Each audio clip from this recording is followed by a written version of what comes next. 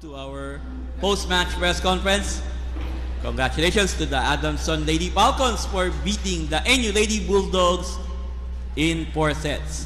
The Lady Falcons now have a 4-7 record and still in Final Four contention. We have Coach JP Ude, Shaina Nitura, and Mayang Nika.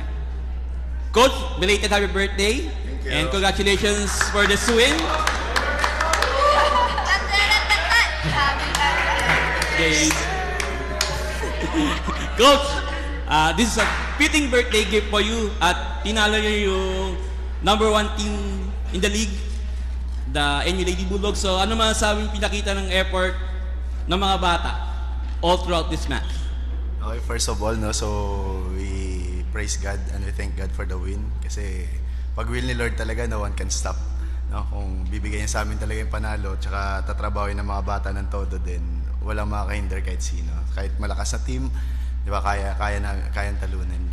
Because din sa trabaho ng mga bata ngayon. So I'm very proud sa mga bata ngayon because una pa lang, pagsalang pa lang nila, unang point pa lang is alam ko na maglalaro sila na gusto nilang manalo sa game na to. So body language pa lang nila, nakikita ko na agad na gusto nilang manalo at kumaga mananalo talaga because the willingness na manalo nandun sa ginagalaw nila. So may mga times lang din, may mga lapses na nag-on and off but still hindi nila pinabayaan yun kasi sa part ng journey, is part ng journey na may challenge talaga na may mga ganun, tsaka paano nila lagpasan yun, especially nung second set tambakan kami but still di ba nag-respond na maayos ang lahat pagdating ng third set at fourth set. So we praise God for the win talaga.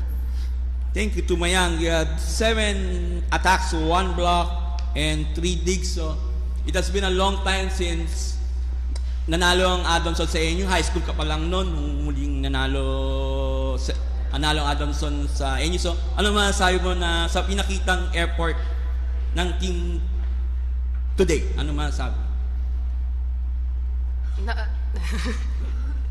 Nagulat po talaga. Personally po nagulat ako sa naging result. Pero hindi ko naman sinabing imposible siyang mangyari.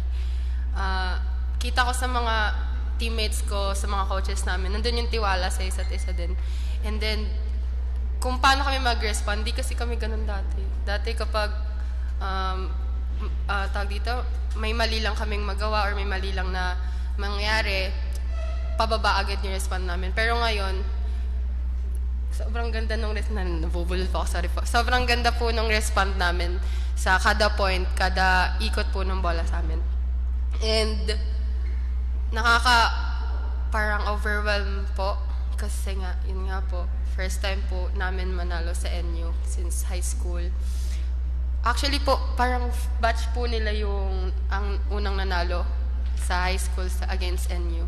Tapos yung batch po namin di po talaga nanalo. And thank you po kay Lord, sa mga coaches, sa teammates po namin na nagawa po namin yun ngayon. Thank you po, Lord. I love you. Thank you, Mayang. And to Shaina, the first UAP women's volleyball player to score 30-plus points in a season. You had 30 attacks, 2 blocks, 10 digs, and 6 extra receptions. So, yun nga, finally, since the opening, kasi naka-33 points ka na opening, nanalo, and then this time, panalo. So, also, you feel that this is probably your biggest win sa young UAP career mo against the defending champions. What can you say?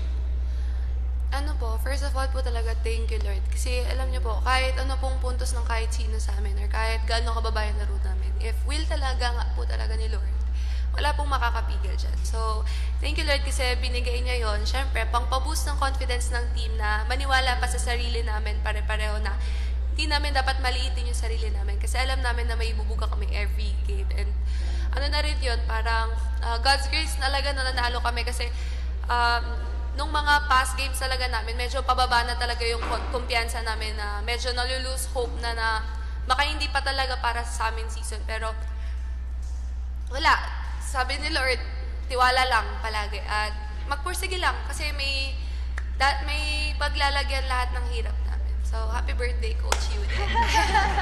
Thank you, Shai. Okay, the floor is open for questions. For Shaina, yun nga, 30-point game mo, first ever to do it. So, nung huling dalawang 30-point games mo, yun nga, talo kayo So kumbaga naging impatient ba yung feeling sa'yo at times, frustrating, or hindi mo na yun pinapansin yun dahil results talaga yun? Di ko po talaga siya pinapansin kasi nga po, good nga rin po yung mga support system ko sa kila coach na hindi ko po masyado yun nilalagay sa utak ko at sa heart ko kasi hindi naman po yun yung goal. Ito po yung goal, manalo. So either way, hindi man ako makapuntos, basta manalo, di man ako mapasok, basta manalo, yun talaga ang goal naman ng lahat ng team. So yun, thank you Lord, nanalo. For Shaina ulit and Coach, base po sa mga numbers so far, parang kay Shaina po talaga napupunta almost majority ng sets and today parang 111 attempts for Shaina. So for you Coach, nagde-deliver naman si Shaina in converting a lot of that, pero is it an area of concern ba sa'yo na kulang pa sa distribution or are you happy with how it's going naman despite the results? For me, it's either kasi lahat naman yun.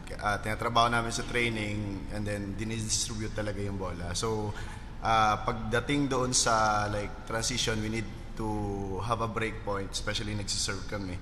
So, kailangan talaga namin na pag once mga transition yung bola. So, yun yung pinag-aaralan namin ng mga coaches din during the viewing namin kung sino talaga yung nakakapatay ng bola. So, yun doon kami nagfo-focus and then although naman na we instruct the setters na first na start ng mga set. So, kailangan distribute yung bola, the same time mabigyan yung middle, at least mababantayan yung middle and then mapapadali yung buhay ng mga outside hitters. So siguro nag-aano lang talaga kami na gusto lang talaga din namin manalo at pumupunta kami sa number 1 spiker namin sa team namin. So yun, naintindihan naman ng lahat yun. So, kasi ang lahat naman yung goal is manalo. So yun lang yung masasabi. For Shaina, how are you taking lang yung ganong responsibility na halos lahat or majority talaga ng sets and attacks sa'yo napupunta in almost every game so far? Wala naman pong parang problema doon. Kasi sabi nga po ni Coach, ulitin ko lang if yun yung way to win, why not?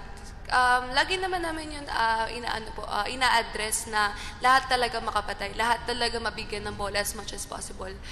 Ayun nga, talaga, young team, inconsistent pa. There are times na talagang on sila, there are times din na hindi. So, kailangan lang namin maghinay-hinay tapos mag-alalay lang din talaga tsaka magtiwala lang. Kasi, again, young team and by the time comes, malay natin.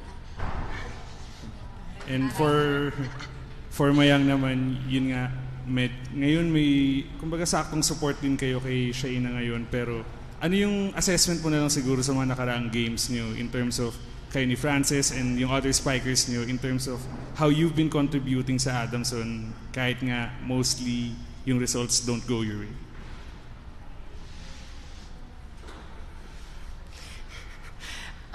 Sa amin naman po, hindi naman po issue kung hindi kami mabibigyan, basta nga po panalo kami.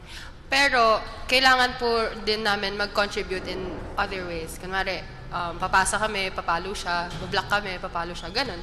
Kasi, hindi naman talaga po sa lahat ng oras or sa past games namin, hindi kami talaga nagsabay-sabay na nag-on. Talagang si Shai lang naging consistent. And ano naman namin yun, parang napag-uusapan naman po namin yun na natatakal naman namin na kailangan nga namin magsabay-sabay. And ngayon, nagsabay-sabay po ba? Ay, opo, nagsabay-sabay. Opo. Sorry, hindi po kasi ako sure. Yun po. Kapag hindi po kami naka-contribute, kasi yun po yung iniisip namin dati. Kailangan ma-contribute namin ng points. Pero ngayon, ang iniisip namin, magtulungan talaga kami kasi isa lang dapat yung goal namin, which is to win. Hindi naman to contribute very madaming points, ganun. Yun lang po. Thank you po. So, Shaina, paano na lang siguro nakatulong yung, ayun lang, medyo maraming heartbreaks na din yung pinagdaanan ng Adamson this season. Paano na lang nakatulong yung mga heartbreaks and for this stunner of National University? Paano na lang nakatulong yung mga heartbreaks and for this game?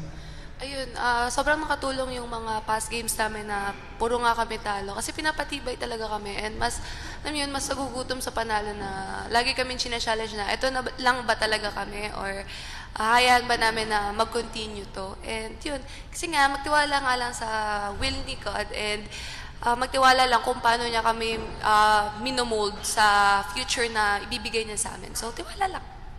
To Coach, ayun nga, coming from a 5-set loss nung Wednesday against UST, ano na lang nag-iba sa approach ng Adamson this time around na, ayun, naging balance yung scoring and at the same time, defeating the defending champions in NU?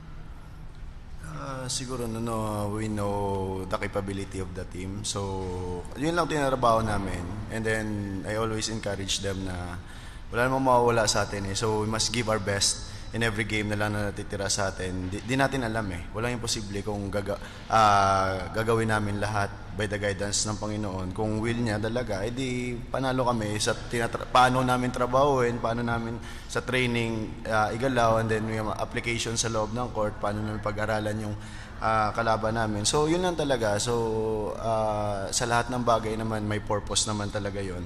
So, lahat ng mga nangyayari, so pinapatibay talaga kami kasi along the way, hindi pa naman tapos yung journey.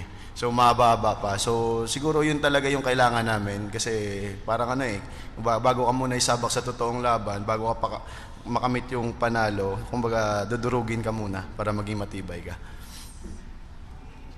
Coach, last 3 matches, yung destiny ng hawak nyo sa Final Four, kontrolado nyo pa, although medyo mahirap nga dahil next yung kalaban is FEU. So, ano yung gagawin mindset ng mga bata para mag-finish kayo ng season strong? What can you say? Siguro ang number one thing is always believe lang talaga sa Lord and then sa kakayanan na meron yung mga bata. Kasi walang imposible kahit may malalakas pa naman na mga teams ang kalaban namin. Pero kailangan namin talaga na trabahuin one game at a time kasi meron pang 3. So, kailangan na namin unahin FEU. So, we must ready for it. So, kailangan lang talaga na, yun na, the same sasabihin ko sa mga bata na walang mawawala sa atin. So, kumbaga, kung papahirapan natin sila, sa kanilang may mawawalan kasi yung mga kalaban pa namin na contender din sa Final Four eh. So once na makuha namin yan by God's grace, by God's will, di ba? So yun lang, kailangan lang talaga namin pagigihan, trabahuin sa training, and then we always trust one another talaga kasi yun lang talaga eh. Kasi sometimes yung pag walang trust sa bawat isa, mahirap manalo, pero I fully trust my players sa kung anong kaya nilang gawin kasi I know that their capability kasi kaya nilang maglaro at kaya nilang tumalo na malalakas na team. Congratulations, Coach JP, Shai, and Mayang. Thank you.